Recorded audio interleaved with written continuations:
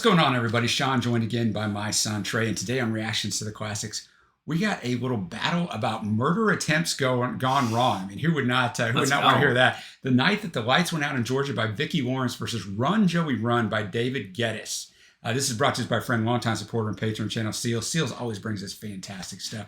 So thanks to him, thanks to all our patrons who make this thing go. If you'd like to support us in any way, check out that Patreon link below or the Patreon link on the end screen.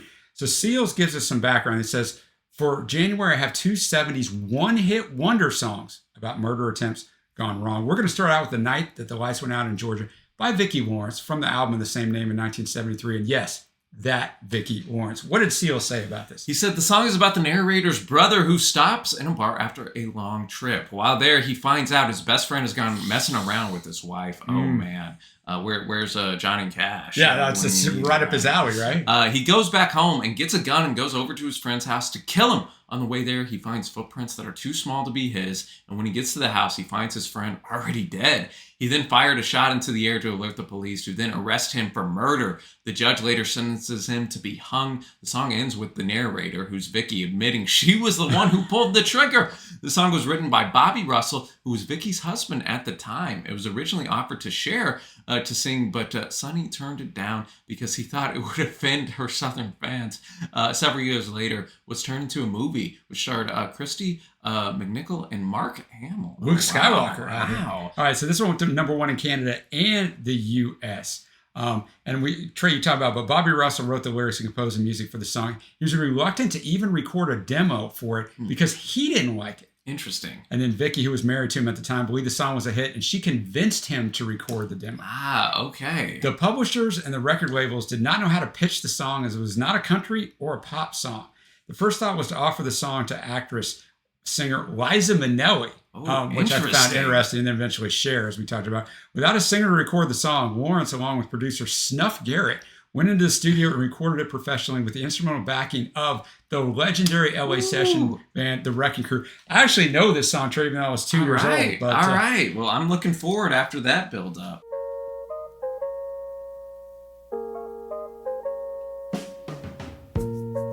Man, you can already feel the Wrecking Crew on here. Oh, yeah. Legends. He was on his way home from Candletop. Been 2 weeks gone and he thought he'd stop at Webb's and have him a drink before he went home to her. Andy Wollo said hello and he said hi, what's doing? Whoa, said sit down, I got some bad news, it's gonna hurt. Say that again.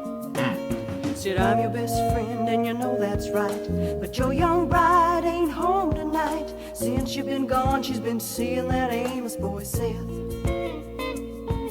Well, he got mad and he saw red, and Andy said, boy, don't you lose your head, 'cause to tell you the truth, I've been with her myself. Wow. That's a night that the lights went out in Georgia. That's a night that they hung an innocent man. Well, don't trust your soul to no backwoods southern lawyer, 'cause the judge in the town's got bloodstains on his hands. Well, Andy got scared and left the bar, walking on home 'cause he didn't live far. See, Andy didn't have many friends and he just lost him one.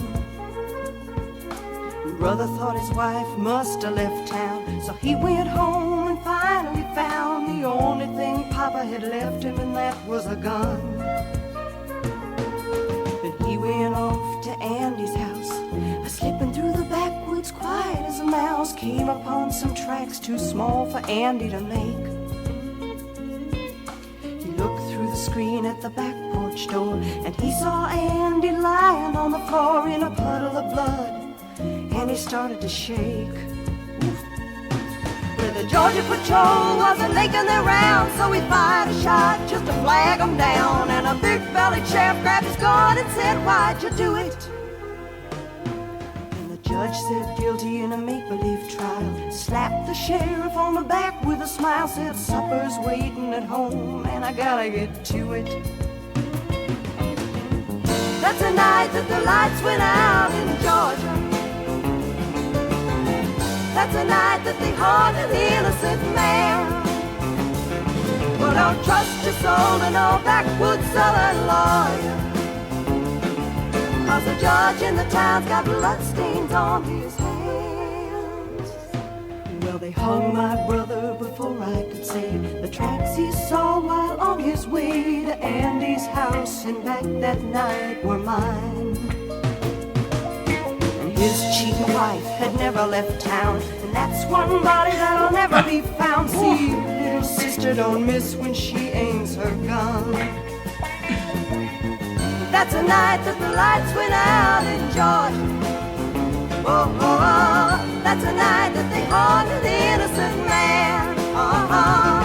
Well, don't trust your soul to no backwoods southern lawyer, 'cause the judge in the town's got... Gotta have that early 70s fade out. Gonna say, it's man. gone. All right, the night that the lights went out in Georgia. I only knew the chorus of this song, right? I didn't know what this song was about. I didn't know any of the, but this is just a fantastic storytelling. I could see why they didn't know how to market this song initially. Oh yeah, and honestly, I am a bit surprised it went to 1 in the States and Canada. Not because it's not a great song, because it is, but man, what a I was a huge fan of this one, man. Even though we read, what it was about, like there's still a little twist to it. Yeah, and then seeing it really unfold, it does keep you on the edge of your seat, wondering, okay, how are we going to turn next? And then you have the wonderful Wrecking Crew, who are just providing a tremendous musical backing. That definitely helped here. And whenever we hit that chorus, right, it goes from a bit ominous, well, not ominous, but a little sort of foreboding, and then we get the chorus, which is like, oh yeah, kind of you want to move and groove, but you listen to the words, right? That's the night the lights went down in Georgia. They hung an innocent man, Dad. Don't trust your soul to no backwoods southern lawyer. And she later notes that it was kind of like a make-believe type trial. Why? Because the judge in the town's got bloodstains on his hands. People out here probably getting paid off. Yeah, just wanted to get it settled so the townspeople. So a couple of things surprised me. Andy sits him down in the bar as his best friend and tells him that she's been around with this Seth guy. So I thought he was going to go kill Seth, but Andy said, but by the way, I've been with her too. So he goes to kill Andy. And then I thought it might have been the wife that killed Andy, but it was actually his little sister. And the wife is gone. She disappeared, and that's one body you're not going to find. Yeah, I mean, this song's just fantastic. Yeah, man, what a great track. I mean, the 70s, man, best musical decade in my opinion. Definitely. Man. And now, Dad, we're gonna see another little murder story. Yeah, don't know this one. We got Run Joey Run, David Geddes, from the same album, the same name, in 1975. Seal says it's about a guy, Joey, who gets his girlfriend Julie pregnant. He wants to come over to her house, but Julie tells him not to because her dad is upset and he has a gun. Joey comes over and her dad tries to shoot him, but Julie gets in front of the shot and is accidentally killed. Woo. Paula Vance, whose dad, Paul, produced the song, provided Julie's voice. All right, this one's a 4 here in the States. He made it to the top 40 one other time with the last game of the season. A Blind Man in the Bleachers went to 18. David had recorded several singles for major record labels, none of which were successful. He decided to leave the music business and return to school. He was attending law school at Wayne State University in Detroit when he was called by producer Paul Vance to record a song that Vance and Jack Perricone had written. Perricone, who had previously arranged a couple of recordings that Geddes had made with a group called the Rock Garden, remembered Geddes' voice from earlier records and played the recordings for Vance, who thought that Geddes would be perfect for their new song. Geddes then flew to NYC to record the vocals in the song and then returned to Detroit to begin his 3rd year of law school. Several months later, it went screaming up the Hot 100. He dropped out of law school with only 1 semester to go and re-entered the music business. Trey, I hope he finished that last semester because he didn't really have much after that. Daddy, please don't. It wasn't his fault. He means so much to me. Daddy, please don't. We're gonna get married. Just you wait and see. Every night, the same old dream. I hate to close my eyes. I can't erase the memory, the sound of Julie's cries. She called me up late that night. She said, Joe, don't come over. My dad and I just had a fight, and he stormed out the door. I've never seen him act this way. My God, he's going crazy. He says he's gonna make you pay for what we've done.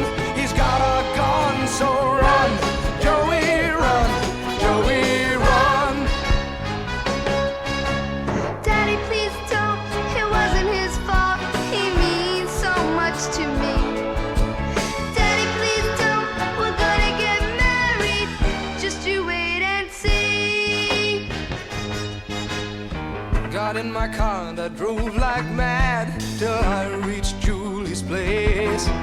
She ran to me with tear-filled eyes and bruises on her face.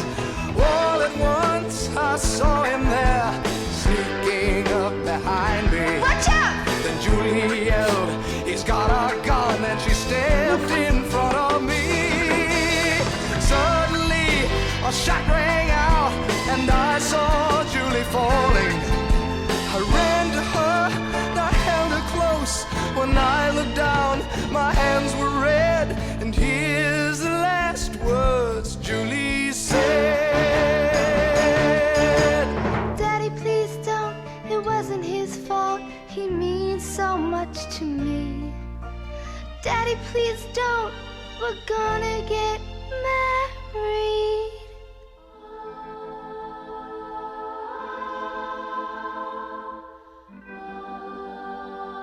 Going up to heaven. I know it's over. Run, Joey, run, Joey, run, Joey, run, Joey, run, Joey, run, Joey, run.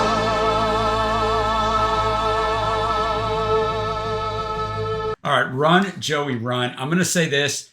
This is not a John and Yoko as bad, but it's pretty much like Paula Vance, the girl in here. I'm sure she's a nice girl. Probably still is if she's still with us, but it's pretty tough. Hers it's a pretty piercing. Yeah, I was not a fan of her vocal. No, but I thought the story was great. It's very cinematic. Not that the night that the lights went out in Georgia wasn't. This was just totally cinematic, playing off the tube. You mentioned at the end the little change in orchestration as she went up to heaven because she died. Yeah, her voice was, "We're gonna get married," you know, because Julie's done, people. Julie's done. She over. Got shot down, man. And, double homicide for Daddy. Yeah. Not killing Joey, but the baby in her. Yeah, that's that was a really, again, quite an intense story to hit top 5 here in the States, man. Too. But hey, maybe we need to get back to these wild and murderous stories right here. But all in all, I thought David's vocals were good, strong, kind of got the intensity to the point of the situation, and again, good kind of orchestration and the arrangement right here. Yeah, but for me, man, it's going to be a no contest home run for Vicki Lawrence right here, because the night the lights went out in Georgia.